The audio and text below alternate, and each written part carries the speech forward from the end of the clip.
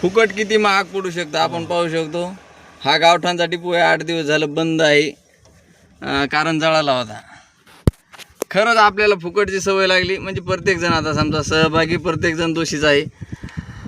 जर बिलाची व्यवस्था असती तर बिलावाला एक मी मीटरवाला बोलू शकला असता, पण मीटर 4-2 10-5 चालू आहेत गावच्या ठिकाणी 400 कुटुंबामध्ये.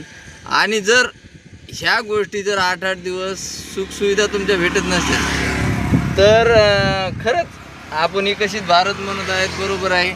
पण हे कंडिशन आज काय आहे की बाबा जे महावितरणची गाडी यायला पाहिजे, गाडी घेऊन जायला पाहिजे, पण त्यांना पण ते पण काय करणार, कारण त्यांना मेंटेनन्स पुरते पण पैसे निघत नाहीत, कारण बिल भरणारे पण आकडेवालेच जास्त आहेत.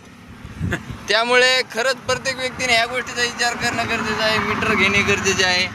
आणि आपण आपलं प्रत्येक घरी 2 ते 4 मोबाईल आहेत, 1000-1200 रुपये मोबाईलचा खर्च आहे, 700-800 रुपये बिल ना भरू शकते प्रत्येक व्यक्ती, पण ते होत नाही कारण प्रत्येकाला फुकटची सवय लागलेली आहे. आपण आपल्या अधिकारासाठी मतदानाला पैसे घेतो, तर आता ही लाईट तर तुम्हाला 24 तास लागणारी वस्तू आहे, याच्यासाठी प्रत्येक व्यक्तीने विचार करणे गरजेचे आहे.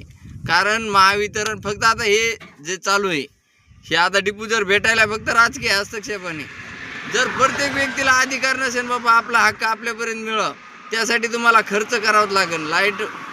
त्यामुळे खरंच प्रत्येक व्यक्तीने विचार करणे गरजेचे आहे.